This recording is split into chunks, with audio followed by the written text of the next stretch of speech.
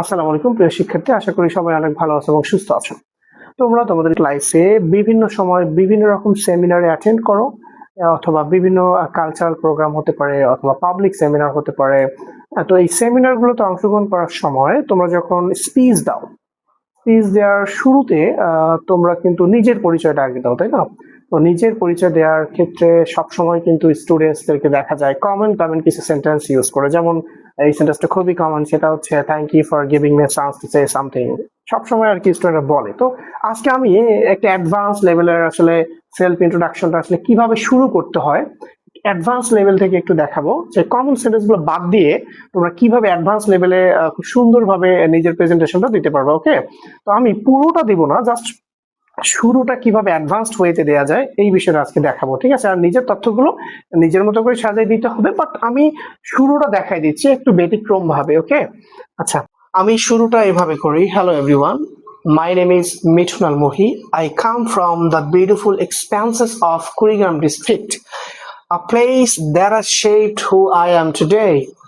এখানে আমার নাম আমি দিয়েছি, তোমরা তোমাদের নামটা ইউজ করবা। দেন কুড়িগ্রাম ডিস্ট্রিক্ট, আমার জেলা নাম হচ্ছে কুড়িগ্রাম, দ্যাটস ওয়াই আমি কুড়িগ্রাম লিখেছি বা আমি কুড়িগ্রাম বলি। তো তোমরা তোমাদের জেলা নামটা বলতে পারো, ঠিক আছে?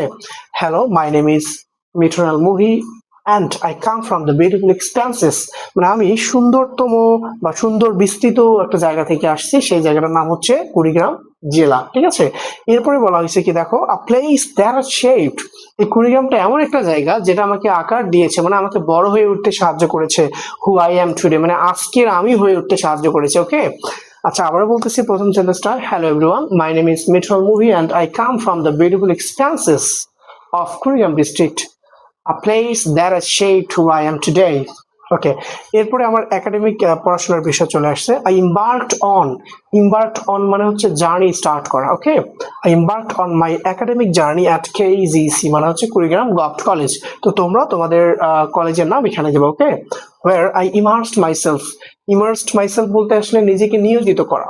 ওকে, আমি বা নিমগ্ন হয়ে থাকা। Okay, I immersed myself in the rich tapestries of English literature, মানে আমি নিজেকে নিয়োজিত করেছি বা নিমগ্ন হয়েছি ইংরেজি সাহিত্যের এই যে রিচ ট্যাপেস্ট্রি, মানে হচ্ছে সমৃদ্ধ বা বৈচিত্র্যের মধ্যে আমি আমার নিজেকে নিমগ্ন করেছি বা নিমগ্ন হয়েছি।